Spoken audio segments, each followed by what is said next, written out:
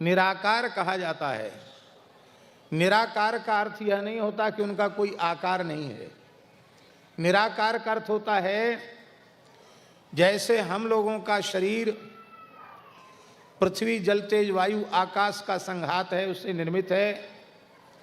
जैसे हम लोगों का शरीर अस्थि मज्जा वसा मांस मेदा चर्म रक्त शुक्र आदि 7 धातुओं से विनिर्मित है। भगवान का मंगलमय श्री विग्रह न तो पंचभूतमय है और न सप्त धातु विनिर्मित है। भगवान विशुद्ध सच्चिदानंद घन है, केवल सच्चित आनंद घन का ही संघात है, इसलिए भगवान को निराकार कहा जाता है। साकार क्यों कहा जाता है? भगवान का माइक आकार नहीं है, सच्चिदानंद स्वरूप होने से ही उन्हें साकार कहा जाता है। नाशवान माइक आकार न होने से उन्हें निराकार कहा जाता है। भगवान के समस्त गुण भगवान के भक्त में आविर्भूत हो जाते हैं। और सच्ची बात तो यह है, गुणों की शोभा या तो भगवान में है या भगवान के प्राण प्यारे भक्तों में है।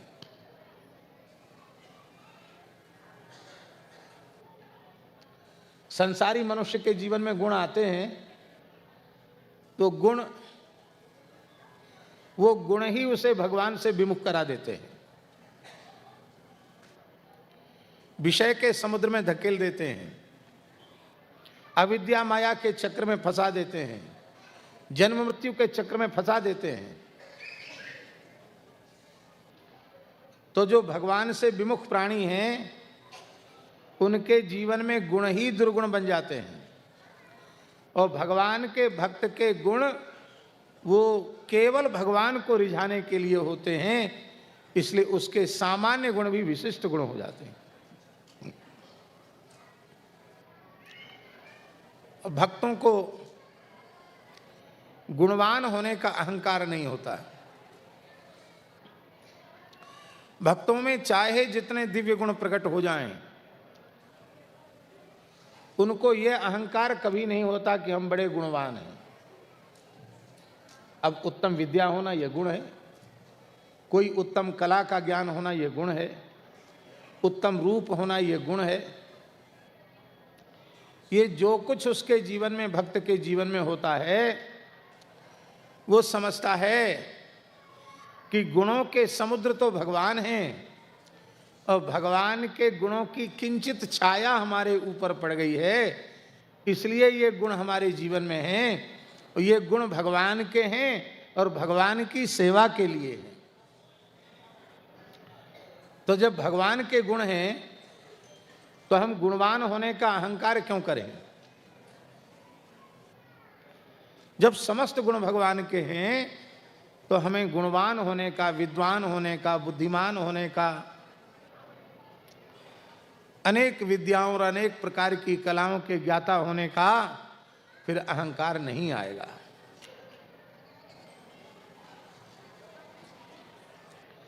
अब बहुत ध्यान से सुने, गुण भगवान के हैं और दोष किसके हैं? गुण भगवान के हैं और दोष किसके हैं? दोष स्वयं के हैं। पर हम लोगों की उल्टी समझ है, गुण तो हमारे हैं और यदि हमारे जीवन में कोई प्रतिकूलता है, क्या करें, भगवान ने हमारे साथ ऐसे ही किया। गुण हमारे और दोष भगवान के। एक महानुभाव थे, यात्रा कर रहे थे, तो उन्होंने एक तरबूज देखा। तरबूज जानते हैं, लाल भीतर से होता है, इतना बड़ा होता है। यहाँ की भाषा में उसको क्या बोलते हैं? मतीरा, मारवाड़ी में तो मतीरा बोलते हैं, यहाँ क्या बोलते हैं अंग्रेजी? कलिंदा, कलिंदी। तो कुछ मध्य प्रदेश के इलाके में इसको कलिंद्रा बोलते हैं, एक ही बात है।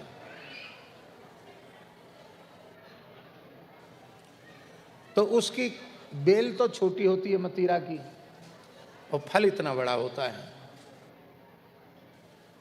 वह व्यक्ति भगवान के दोष देखने चला था। उसने अपने रजिस्टर में लिखा, लोग कहते भगवान विद्या बुद्धि के सागर हैं, कुछ नहीं है भगवान। आप यहाँ आ जाएं, पंडित जी यहाँ आ जाएं।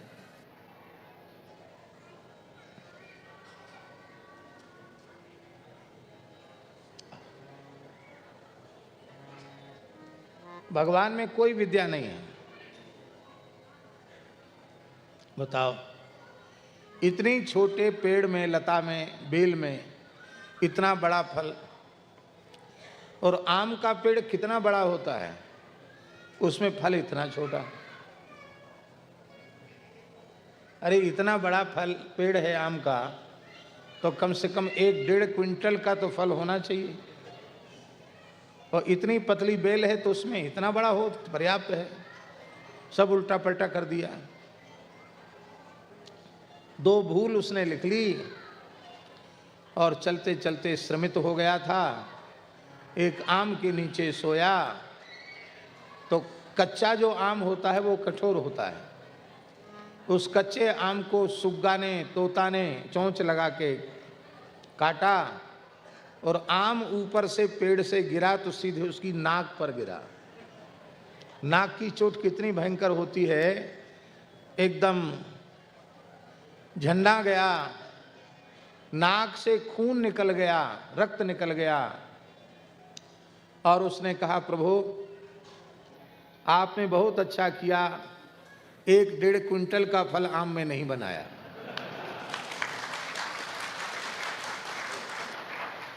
यदि इतना बड़ा फल आप बना देते और वो फल हमारे ऊपर गिरता, तो हमारी तो जीवित ही कपाल क्रिया हो जाती।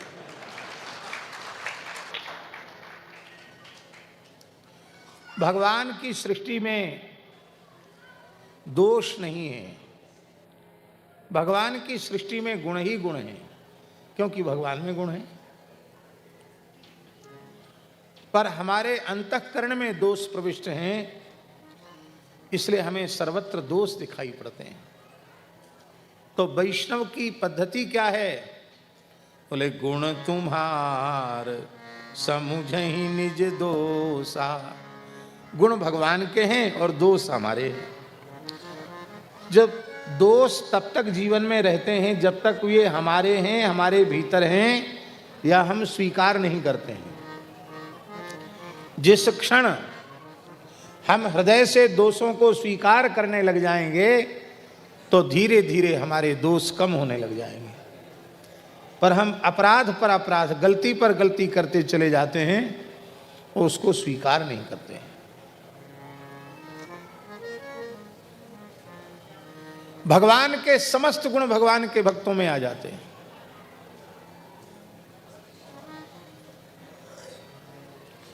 यदि भक्त में भगवान के गुण आविर्भूत नहीं हुए, तो समझना कि उसकी भक्ति कच्ची है, परिपक्व भक्ति नहीं है। समस्त गुण भगवान के आविर्भूत हो जाते हैं, और समस्त गुण तो आविर्भूत हो ही जाते हैं। कुछ गुण ऐसे हैं जो भगवान से अधिक उसमें आ जाते हैं। आप कहेंगे भगवान से अधिक गुण? हाँ, जैसे हम उदाहरण दें तो भगवान में एक गुण नहीं है। कौन सा गुण? वो गुण है पुरस्कार का गुण। कौन सा गुण? पुरस्कार, पुरस्कार नहीं, पुरस्कार। पुरस्कार माने क्या होता है? वो पुरस्कार है जो इनाम दी जाता है। पुरस्कार, पुरस्कार माने होता है सिफारिश, जिसको लोक भाषा में कहते हैं सिफारिश। जैसे आपका कोई काम है और श्री महंत जगदीश दास जी की कृपा से ही वो होने वाला है, काम आपका है, पर आपका सीधा संपर्क इनसे नहीं है। तो आपने देखा महाराज जी का तो इनका बड़ा प्रेम है, तो आपने हमसे कहा महाराज जी हमारी ये समस्या है, और महंत जी यदि थोड़ा सा भी चाह लें तो हमारा समाधान हो जाएगा। तब हम सिफारिश करें कि देखिए ये बहुत अच्छे हैं, बहुत सज्जन आदमी हैं, बड़े भले आदमी हैं, ईमानदार हैं, और आप इनका ये काम करेंगे तो जीवन भर आपका एहसान मानेंगे। तो आपकी सिफारिश इनके पास करा के काम कराना, ये गुण भगवान में नहीं है। भगवान किसी की सिफारिश नहीं करते। क्यों नहीं करते? क्यों नहीं करते? इसलिए नहीं करते भगवान सिफारिश, क्योंकि सिफारिश सदा अपने से बड़े के पास की जाती है, और भगवान से बड़ी सत्ता किसी की है नहीं। अनंत कोटि ब्रह्मांड नायक सर्वेश्वर परात्पर परब्रह्म है भगवान। ब्रह्मा जी शंकर जी भी उनके चरणों की शरण ग्रहण करते हैं, उनका भजन करते हैं। ऐसे भगवान, ऐसे जो भगवान हैं, भला वो किसकी सिफारिश किसके पास करेंगे? उनसे बड़ा तो कोई है नहीं।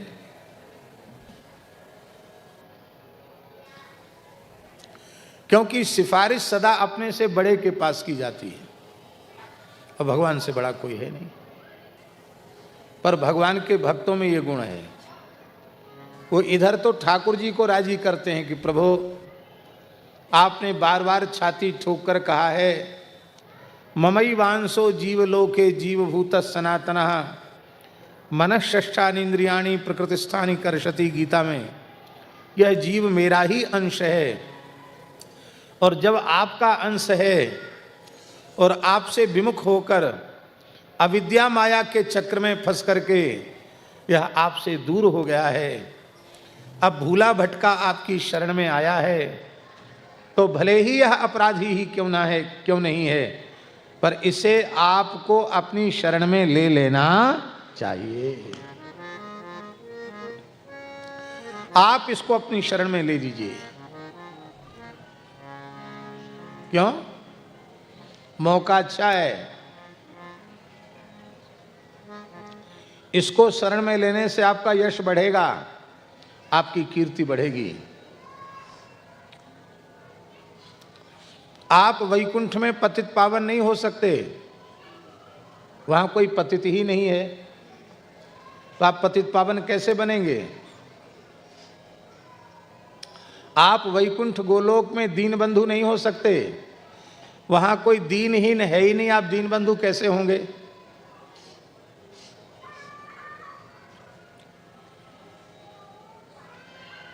आप वैकुंठ गोलोक साकेत में आर्तत्राण परायण नहीं हो सकते, दुखी प्राणी के कष्ट को दूर करना, वहां कोई दुखी प्राणी है ही नहीं।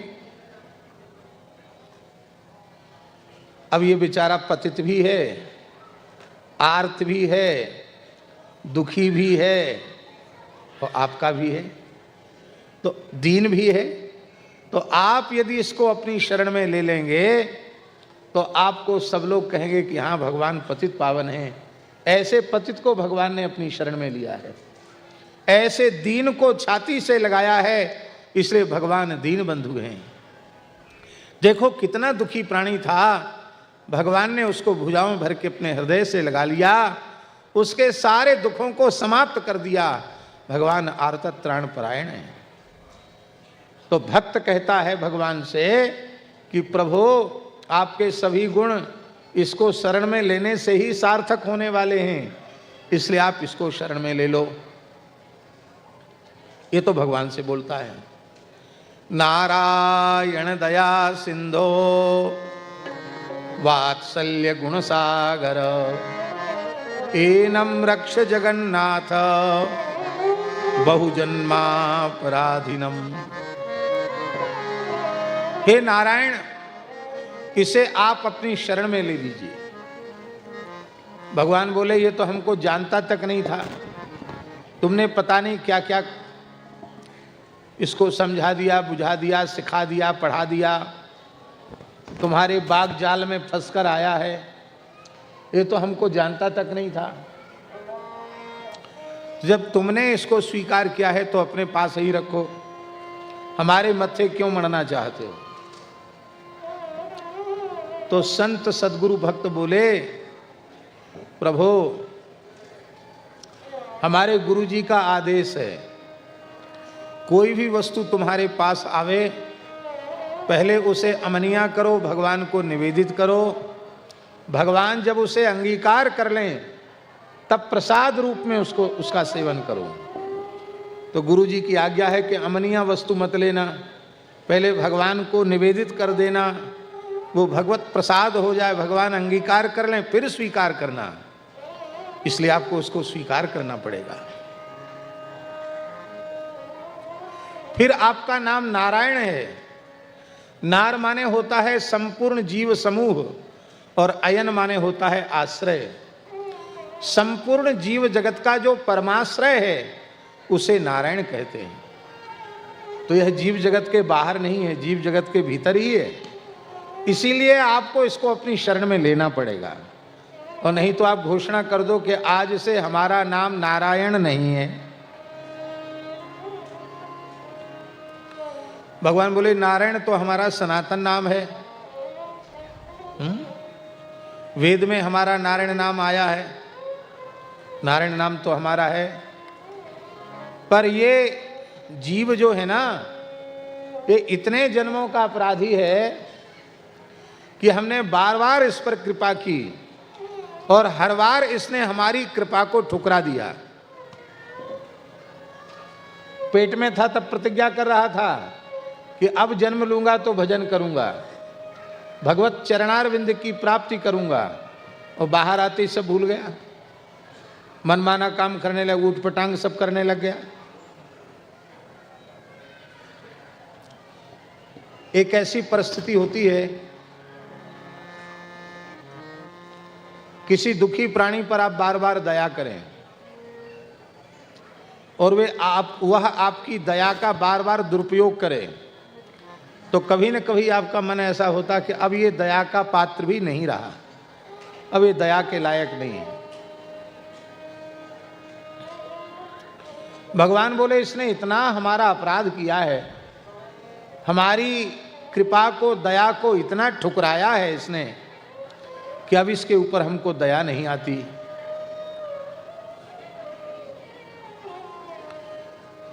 आचार्य ने कहा, संत भक्त सदगुरु ने कहा कि हे प्रभु, आप दया के सागर हैं।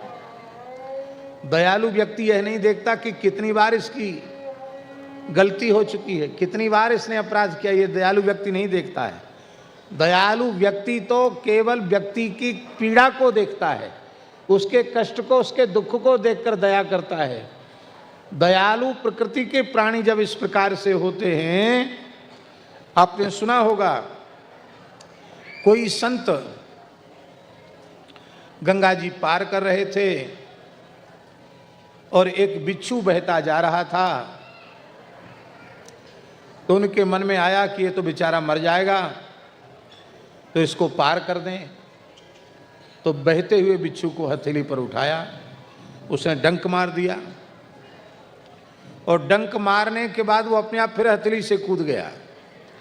तब संत ने फिर उसको उठाया, फिर उसने डंक मारा, फिर कूद गया, फिर उसको पकड़ा, फिर उठाया। कोई व्यक्ति देख रहा था, अरे महाराज कितने मूर्ख हो तुम, ये हाथ को लोहू लुहान कर रहा है, डंक पर डंक मार रहा है, और आप इसके ऊपर दया कर रहे हो। संत ने कहा, भैया यह अपनी दुष्टता नहीं छोड़ सकता है, तो हम अपनी दयालुता कैसे छोड़ दें। दुष्ट ने अपनी दुष्टता नहीं छोड़ी, ध्यान दें, और सज्जन ने अपनी सज्जनता छोड़ दी। तो किसका रंग पक्का हुआ? दुष्टता का रंग पक्का हुआ कि सज्जनता का? दुष्ट ने दुष्टता नहीं छोड़ी, सज्जन ने सज्जनता छोड़ दी, तो दुष्टता का रंग पक्का हुआ, सज्जनता का नहीं। होना क्या चाहिए? दुष्टता का रंग पक्का होना चाहिए कि सज्जनता का? सज्जनता का पक्का होना चाहिए। इसलिए दुष्ट अपनी दुष्टता भले ही छोड़ दे, पर साधु को अपनी साधुता नहीं त्यागनी चाहिए, सज्जन को अपनी सज्जनता नहीं त्यागनी चाहिए। तो भगवान आपकी सृष्टि में ऐसे ऐसे दयालु होते हैं, और आप तो दया गुण के समुद्र हैं। आप इस जीव को क्यों अंगीकार नहीं करेंगे? भगवान बोले बिल्कुल ठीक है, हम दया सागर हैं, लेकिन इस पर मुझे दया नहीं आ रही है। तब उन्होंने अंतिम वाक्य कहा, वात्सल्य गुण सागर। हे प्रभु, आप वात्सल्य गुण के समुद्र हैं। इतना सुनते ही भगवान का हृदय भराया, भगवान के नेत्र भराए, और भगवान ने कहा अब कुछ मत बोलो, आगे बोलो क्या करना है। भले बोले करना क्या है, इसको शरण में ले लीजिए। बोलो भक्तवत्सल भगवान की जय। एनम रक्ष जगन्नाथ। आप जगन्नाथ हैं, सारे जगत के नाथ हैं, इसलिए इसकी रक्षा कीजिए। भले ही अपराधी है तो क्या हुआ? एनम रक्ष जगन्नाथ बहुजन्मा पराधीनम।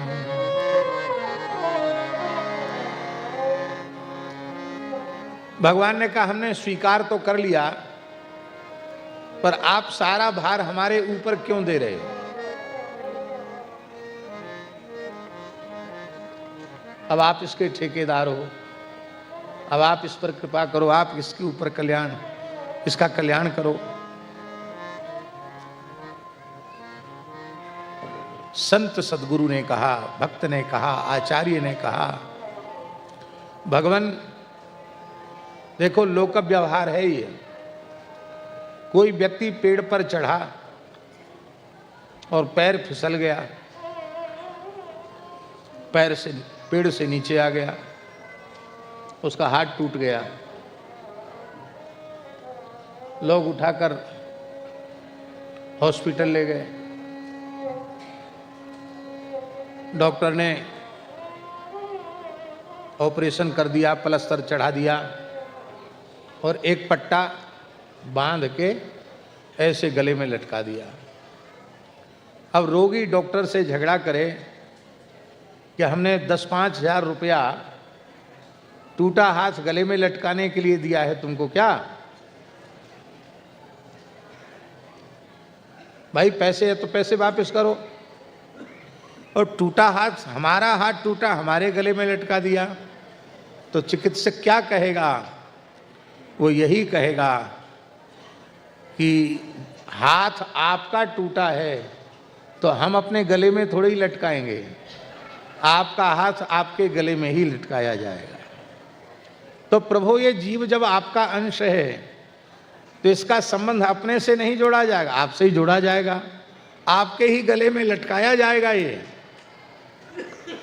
पर प्रभु अधिक समय तक आपको लटका के रखना नहीं पड़ेगा, थोड़े दिनों बाद पट्टा अलग हो जाएगा, फिर इतना बढ़िया जुड़ जाएगा कि फिर पट्टा बांधकर लटका कर नहीं रखना पड़ेगा। अभी कच्चा है, नया नया है, अभी आपको पकड़ के रखना पड़ेगा, बाद में ये इतना पक्का हो जाएगा प्रहलाद जी के समान, मीराबाई के समान, कि चाहे जितना संकट आवे ये कभी आपसे विमुख नहीं होगा। कल हमने प्रहलाद जी के गुणों की चर्चा की। प्रहलाद जी में भगवान के समस्त गुण हैं, और एक गुण भगवान से ज्यादा है प्रहलाद जी में। प्रहलाद जी की स्तुति में प्रहलाद जी बार बार जीवों के लिए भगवान से प्रार्थना करते, प्रभु ये आपके जीव हैं, आपके अंशभूत जीव हैं, आप इन पर कृपा कीजिए, इनको अविद्या माया के चक्र से मुक्त कर दीजिए।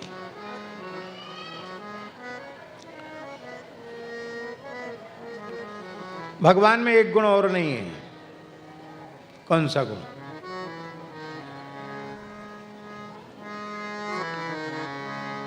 भगवान अपनी कथा नहीं करते हैं।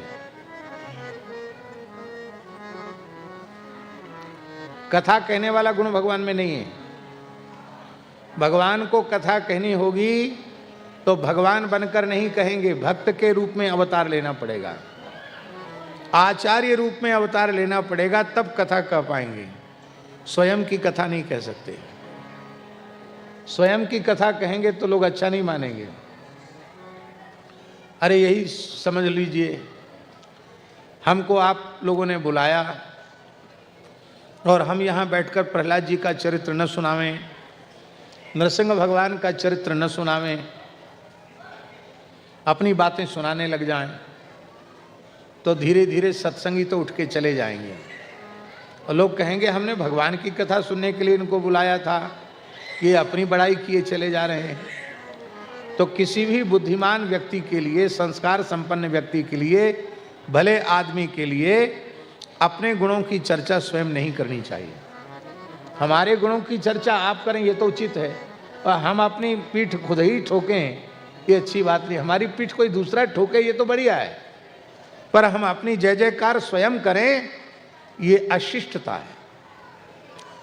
पर भगवान में अपने चरित्र कथन का गुण नहीं है, और भगवान के भक्तों में भगवान के चरित्र गान का, भगवान की चर्चा करने का, भगवान के गुणगान करने का गुण भगवान के भक्तों में है। प्रहलाद जी ने, ध्रुव जी ने कहा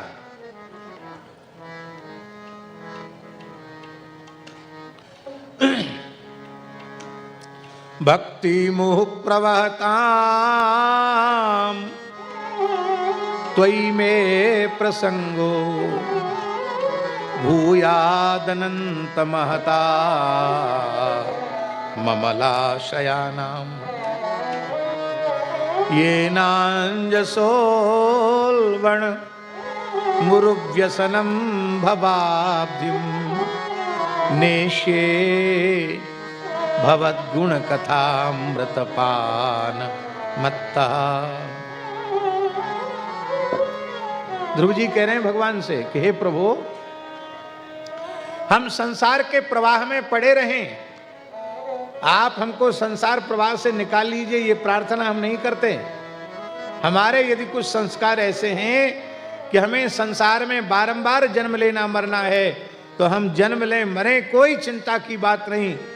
बस आप ऐसी कृपा कीजिए, आपके प्राण प्यारे संतों का संग हमको मिलता रहे, आपके भक्तों का संग हमको मिलता रहे। भगवान ने कहा मैं तुम्हारे सामने खड़ा हूं,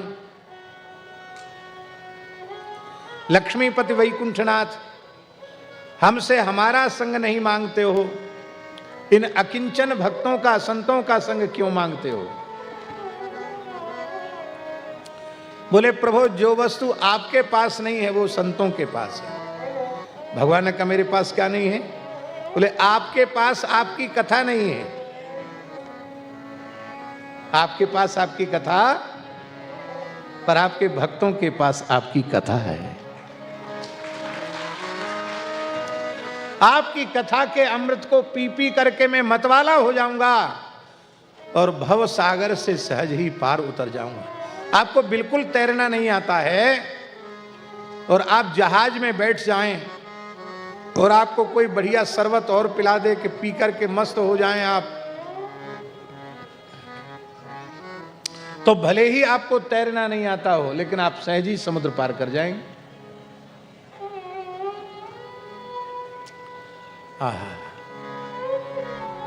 नेष्ये भवद्गुण कथामृतपान मत्तः। ये जो सत्संग है ना माता जी, ये जहाज है। ये जो कथा कीर्तन रूपी सत्संग है, ये सत्संग क्या है? जहाज। इस सत्संग रूपी जहाज में कोई बैठ जाए तो भव सागर से पार उतर ही जाएगा, इसमें संदेह नहीं। अच्छा एक बात बताओ, जहाज में बैठा हुआ व्यक्ति उसको नींद आ जाए, सो जाए, तो क्या जहाज बीच में उतार देगा? चलो चलो तुमको नींद आई, उतरो यहीं। हम लोग अभी गोदावरी परिक्रमा में थे, लगभग 700 से अधिक संत थे, 550 600 संत थे, कुछ ब्राह्मण थे, कुल मिला के 700 से ऊपर लोग थे। हम लोग तो भजन कीर्तन करते आए, लेकिन बहुत से लोग जहाज में बैठे, लगभग 13 घंटे की यात्रा थी जहाज की, जल मार्ग की।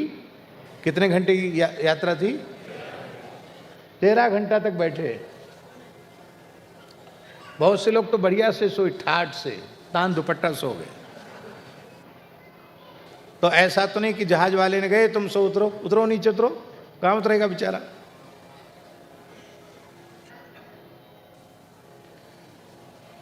ये सत्संग में आना सीख लो। सत्संग में आने का मतलब है जहाज में बैठना। कथनचित सो भी जाओगे तो ही उतर जाओगे पार। इसका अर्थ ये मत लगा लेना कि कथा में आके सोना ही चाहिए, ये अर्थ मत लगाना।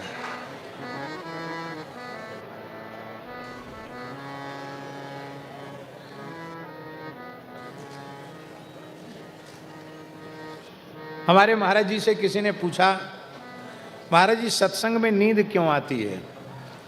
तो महाराज जी बोले, थका मांदा व्यक्ति, उसको फूलों की सेज मिल जाए तो स्वाभाविक नींद तो आएगी। तो कथा कीर्तन सत्संग ये फूलों की सेज है, इसलिए नींद आ जाती है। पर ये तो महाराज जी ने थोड़ा संतोष देने के लिए कहा। सच्ची बात यह है, तुलसी पूर्व पापते हरि चर्चा न सुहाय। पूर्व का पाप प्रबल होता है तब कथा कीर्तन में जप में नींद आती है। तमोगुण समाप्त हो जाएगा, सतोगुण बढ़ जाएगा तो नींद नहीं आएगी। महाराज जी से किसी ने पूछा, महाराज जी जब माला लेते तब नींद क्यों आती है, इसका समाधान कीजिए। तो महाराज जी बोले, पहले आप हमारे प्रश्न का उत्तर दीजिए, जब नोट गिनते तब नींद क्यों नहीं आती है?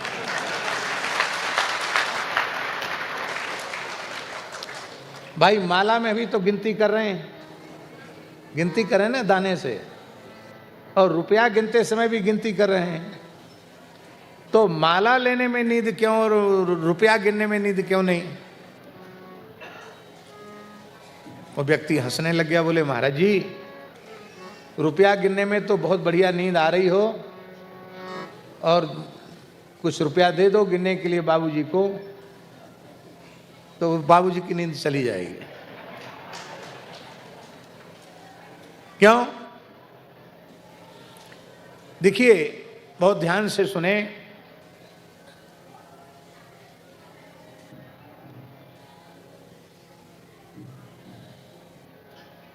रुपया गिनने में नींद इसलिए नहीं आती है कि सारा हिसाब किताब बिगड़ जाएगा।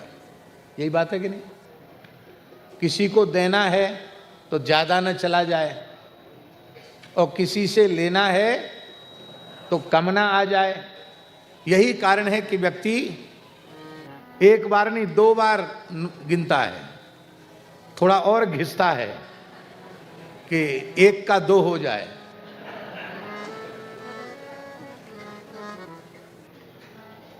एक का 2 नहीं होता है, वो तो 1 ही रहेगा, पर व्यक्ति फिर भी सावधानी रखता कहीं 1 में 1 नोट चिपक के न चला जाए। अब ध्यान दे करके सुने कि मान लो अधिक चला गया या कम आ गया, तो जो घाटा हुआ वो सामान्य घाटा है, उसकी भरपाई संभव है। पर सत्संग में हम सो गए, भजन में हम सो गए, और वही अंश वही वाक्य हमारे जीवन में परिवर्तन लाने वाला था, हमारा परम कल्याण करने वाला था, और उसके सुनने से हम वंचित रह गए तो हमारा कितना बड़ा घाटा हो गया। तो जब भजन के प्रति, सत्संग के प्रति जब महत्व बुद्धि का उदय हो जाएगा तो फिर कभी कथा कीर्तन भजन सत्संग में नींद नहीं आएगी, नींद नहीं आएगी। राजस्थान के गांव में हम गए, मेड़ते में कथा हो रही थी। मेड़ते जो मीराबाई का जन्म स्थल है, वहां से गांव में गए। वहां एक पुराना स्थान है राम स्नेही परंपरा का। लगभग 150-200 वर्ष पूर्व एक संत वहां हुए। उनके बारे में कहा जाता है वो एक पेड़ के ऊपर चढ़ करके भजन करते थे। पेड़ की डाली पर पैर लटका के बैठते और वहीं भजन करते। और नीचे झील थी, तालाब, तैरना उनको आता नहीं था, इसलिए वहां पैर लटका के बैठ के भजन करते थे कि मरने के डर के मारे नींद नहीं आएगी। 24 घंटे में एक बार कुछ भिक्षा लेते थे, रूखी सूखी भिक्षा, क्रिया करने के लिए नीचे उतरते थे। बाकी बस अहर्निश राम नाम का जप करते थे।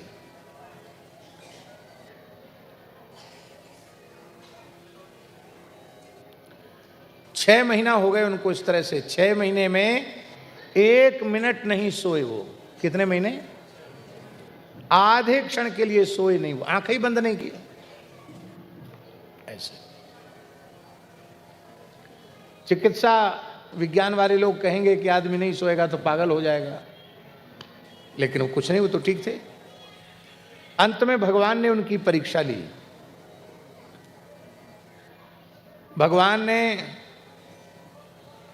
वो स्नान करके पेड़ पर चढ़ने वाले थे तो राम जी एक किसान के रूप में आए और बढ़िया चूरमा, देसी चूरमा, राजस्थान में दाल बाटी चूरमा प्रसिद्ध है। ऐसा चूरमा, महंत जी, वो चूरमा, देसी चूरमा अलग होता, कड़ाही का अलग होता, देसी अलग होता है। उसको भूभुर में कंडे में सेका जाता है और फिर बढ़िया गुड़ डाल करके चूरमा बनाते हैं। इतना घी डालते हैं कि चूरमा ऐसे लें तो यहाँ से घी टपकने लग जाता है। चुचेमा घी का चूरमा वो एक पात्र में लेके आए भगवान हैं।